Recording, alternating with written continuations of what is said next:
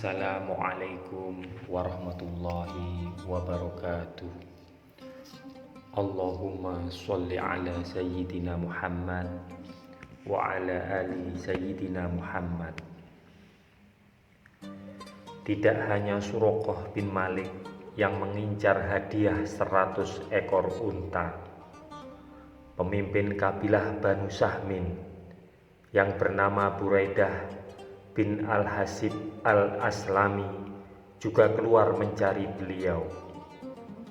Ia memimpin 70 orang prajurit dan menyusuri jalan-jalan ke arah Yathrib. Di suatu tempat, tiba-tiba saja secara kebetulan mereka bertemu rombongan Rasulullah. "Kepung," perintah Buraidah. Beberapa detik kemudian, 70 pedang, tombak, dan anak panah mengurung Rasulullah dan memaksa beliau berhenti. Buraidah menegur Rasulullah. Beliau pun menjawabnya. Kemudian sebelum Buraidah sempat bertanya lagi, Rasulullah mendahuluinya. "Siapa Anda?" "Saya Buraidah bin Al-Hasib." Dengan tenang Rasulullah berkata kepada Abu Bakar, "Mudah-mudahan suasana mencekam ini kembali menjadi lebih baik." Kemudian beliau memandang kembali Buraidah dan bertanya, "Dari keturunan siapa Anda?" "Dari desa Aslam, keturunan Sahmin." Kembali Rasulullah memalingkan wajahnya ke Abu Bakar dan berkata, "Kita telah selamat dan keluar dari jangkauan panah mereka." "Siapakah engkau?" Kali ini Buraidah yang bertanya. "Saya Muhammad bin Abdullah bin Abdul Muthalib."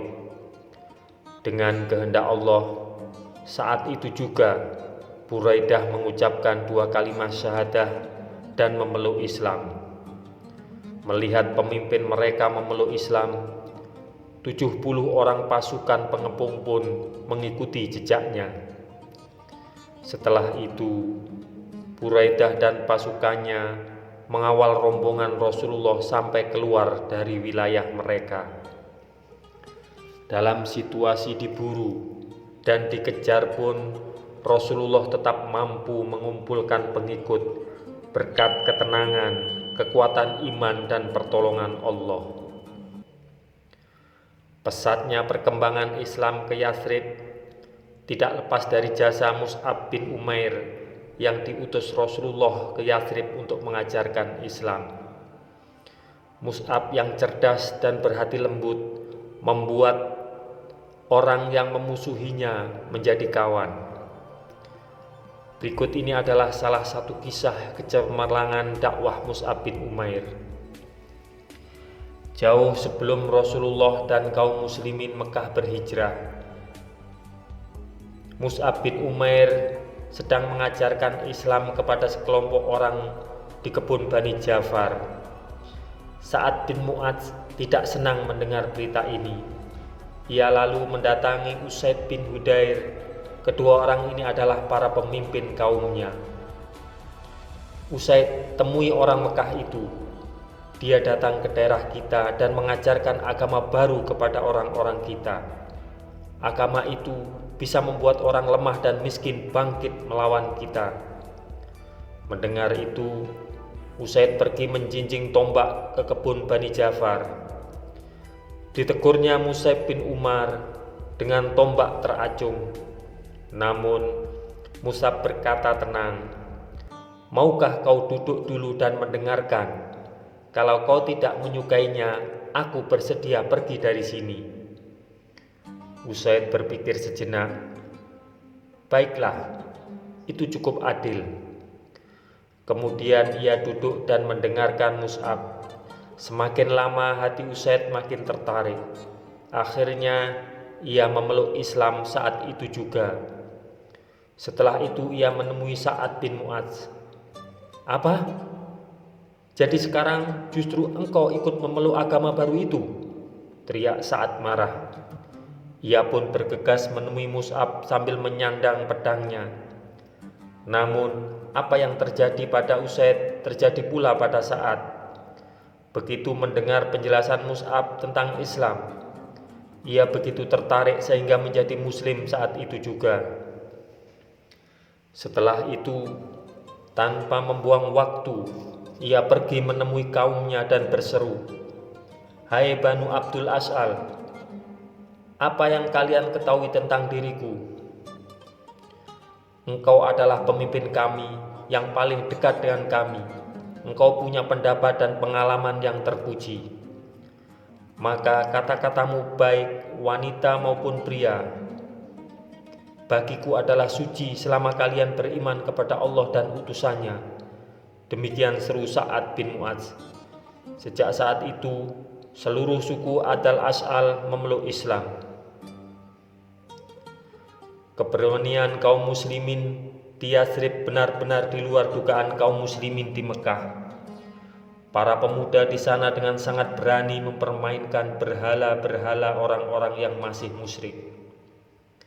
Amr bin Jamuh adalah seorang bangsawan dari Banu Salamah.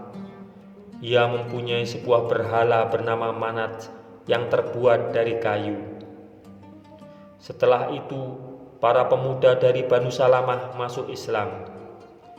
Diam-diam mereka mengambil Manat pada malam hari dan memasukkan berhala kayu itu ke dalam lubang penuh lumpur. "Manat, kemana Tuhanku itu?" seru Amr bin Jamuh. Pagi-pagi sekali, ia sudah datang ke tempat penyembahan dan kebingungan mencari Manat yang hilang. Setelah mencari ke sana kemari, ia menemukan Manat tersuruk di tempat yang sangat kotor. Amr segera mengambil, mencuci dan membersihkan Tuhannya itu sampai bersih dan meletakkannya lagi di tempat semula. "Siapa yang berani mengganggu Manat akan kutebas lehernya," ancam Amr bin Jamuh kepada orang-orang di sekitarnya. Namun, pada malam harinya para pemuda muslim kembali mengambil dan memasukkan Manat ke lubang yang kotor dan berlumpur. Sambil menuduh-nuduh dan mengancam-ancam, Amr bin Jamuh kembali mencuci dan membersihkan Tuhannya. Begitulah terjadi berkali-kali sampai akhirnya rasa kesal Amr bin Jamuh berbalik kepada Manat. Amr mengalungkan pedang pada Manat sambil berkata pada Tuhannya itu, "Kalau kau memang berguna, bertahanlah, kusertakan pedang ini bersamamu." Keesokan harinya, Amr sudah kembali kehilangan Manat. Ia menemukan Tuhannya itu di dalam lumpur bersama bangkai seekor anjing. Sementara itu pedangnya hilang. "Mengapa kau tidak membela dirimu? Mengapa kau membiarkan dirimu terhina?" keluh Amr tidak berdaya. Beberapa orang pemuka masyarakat yang sudah memeluk Islam mendekati Amr dan mengajaknya berbicara. Saat itu, sadarlah Amr bin Jamuh betapa sesatnya ia selama ini. Setelah itu, tanpa ragu lagi, ia memeluk Islam dan menjadi muslim yang taat. Semoga kisah ini bermanfaat untuk kita semua. Wassalamualaikum warahmatullahi wabarakatuh. Mudah-mudahan kelak kita akan mendapatkan syafaat dari Nabi besar Muhammad sallallahu alaihi wasallam. Amin. Amin. Amin ya rabbal alamin.